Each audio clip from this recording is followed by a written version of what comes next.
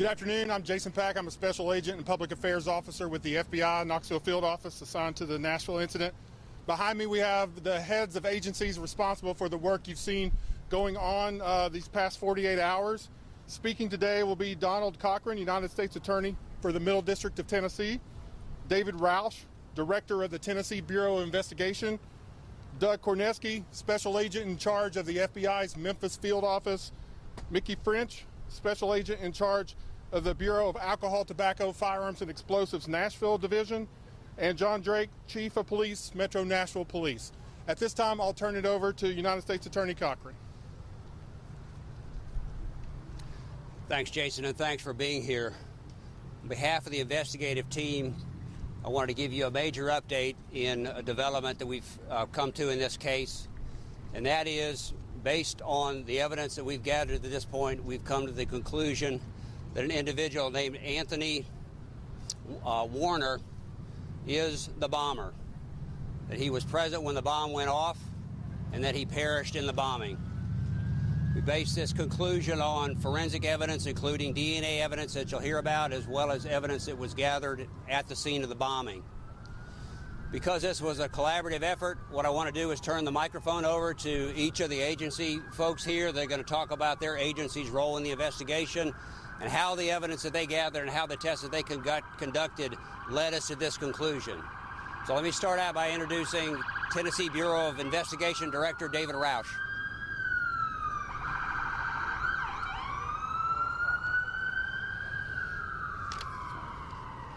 Thank you. I first want to say we appreciate the collaborative effort that has taken place in this investigation. Local, state, and federal authorities have worked hand in hand in tandem around the clock since the incident, and it's paid off.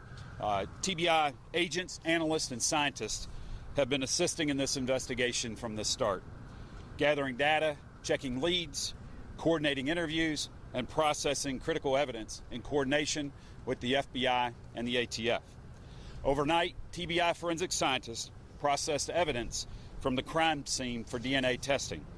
The evidence was compared to evidence collected from a vehicle used by the person of interest in this case. At approximately midnight Central Time, forensic scientists with TBI confirmed a match of the DNA at both locations belonging to the person of interest in this case. TBI continues to support this ongoing investigation. Thank you.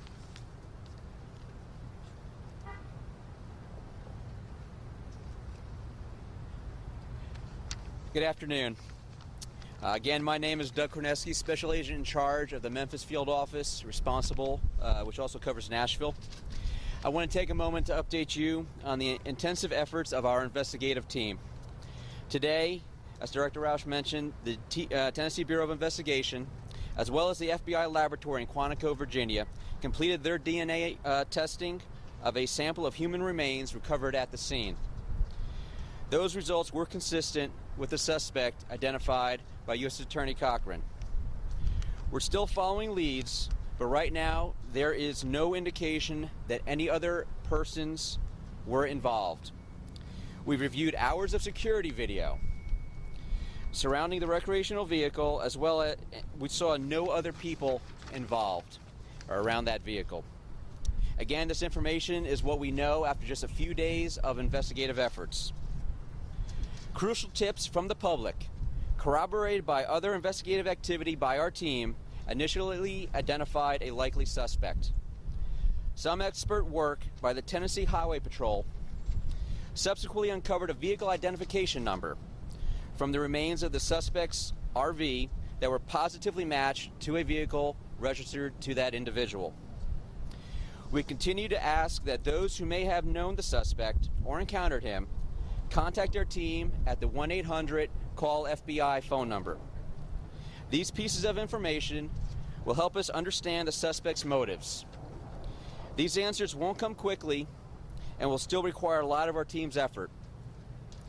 Though we may be able to answer some of these questions as our investigation continues, none of those answers will ever be enough for those who have been affected by this event. We still have work to do. Our evidence response teams will continue to process the scene downtown, and our agents will continue to follow on each and every tip that we receive. As is often said by the FBI, the greatest crime-fighting weapon we have is the cooperation of all law enforcement with the help and understanding of the citizens we serve. Thank you, and I'd like to now turn it over to ATF Special Agent in Charge, French. Thank you. My name's Mickey French. I'm the Special Agent in Charge for the ATF Nashville Field Division. I'd like to commend all my fellow state and local partners. We've had a tremendous working relationship in this investigation. ATF's brought unique resources to this investigation, to include the National Center for Explosives Training and Research, which we call NCETR. ATF's accredited national response team and all of its specialists, as well as the United States Bomb Data Center. These were crucial and instrumental to provide links and resources in this investigation. Additionally, the ability to leverage technology with traditional law enforcement techniques has been crucial in bringing this case to a relatively close. Although we still have a lot of investigation to do, we've gotten off to a great partnership and great start, and it's been tremendous. Thank you.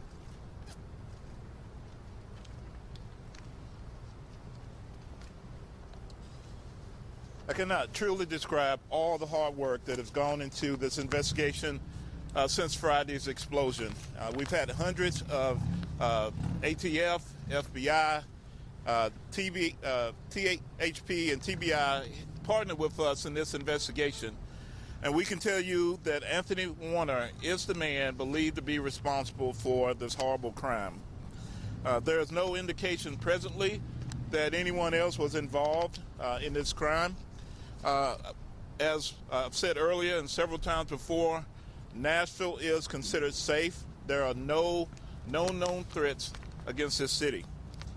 A renewed curfew is going into effect beginning at 4:30 this afternoon in the area impacted by the blast.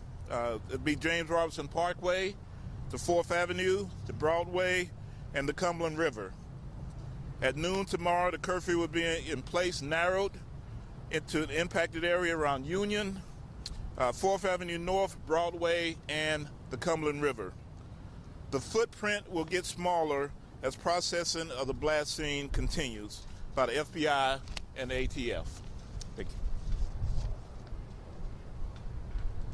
Okay, at this time we'll try to take a few questions. I know it's kind of hard to hear out here, and we'll address it to the appropriate agency. Was it about motives or why you wanted to set this Just a second.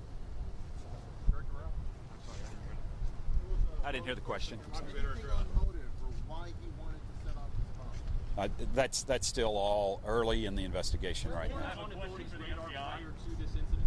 I'm sorry. Was Warner on any authorities' radar prior to the explosion? No, he was not. Can you talk about the VIN? Was it a VIN number that was found, and how that was? The VIN number, you want to talk about VIN that? number, how you were? Because this blast, this is a massive blast. How were you able to find that VIN number? Well, our special agents with Tennessee Highway Patrol are trained in that. We have responsibilities there, and they were able to come out starting Christmas night and then coming again once daylight, came up the next day, yesterday, and just help identify on particular vehicle parts. So it was a vehicle part that you found in the debris that ultimately led to the identification? I can't answer that exactly. Vehicle parts help connect the vehicle to the suspect. I believe tips and other information came in to help identify him. Question for the FBI. I was curious regarding the actual questioning of I know that there have been associates of Warner that have been questioned about a 5G paranoia that he may have had. What can you tell us about that? So right now we're looking at any and all possible motives. We're not at a position where we can speculate on that now. We are interviewing individuals that we've identified that are known to the suspect. We are also asking the public to, if they know him, have spoken to him, or know his ideology or anything that might have motivated him. We're interested in speaking to you. So again, we're looking for those tips. What type of explosives is there here? That is still under investigation. We're collecting evidence from the crime scene as being processed at our laboratory. And have you been able to build a timeline, the days surrounding his life, basically? We're still working on all those. Anything you can say activities. about what was inside his home? Any sort of evidence can't comment on that at this point. And to be clear about 5G, that is one of the many leads that you are investigating, one of the many motives you are investigating, just to be clear. We're aware of certain things online, and we're looking at every possible angle. Do you consider this domestic terrorism at this point? I'm sorry. Do you live alone or do you have family in the area? We can't comment on any of that right now. The fact that this DNA match was made so quickly, we always hear, it takes such a long time to get a DNA match. Can you talk a little bit about So I can comment on that briefly. So the question was regarding how we were able to quickly match the DNA. Because we had a known suspect at the time, we were able to have a known sample and then collect some items from the suspect for some relatives as well, and be able to match that DNA positively with his. When we're just matching two samples, it can be done rather quickly. I can't comment on where we got it from. Do you consider this domestic terrorism? I can't comment at this point. Can you confirm that you found non-DNA at the scene and whether or not there were no movement on the part of the dog? We have no information at this point that was. What would make it? Okay, last question. What would make this an act Sir? of domestic terrorism? What would it take to make this event an act of domestic terrorism? Sure.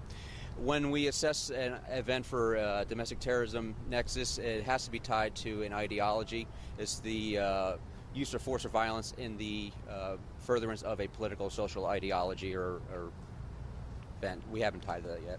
Thank you all very much. Appreciate it. If there are any further updates, we'll let you know via our social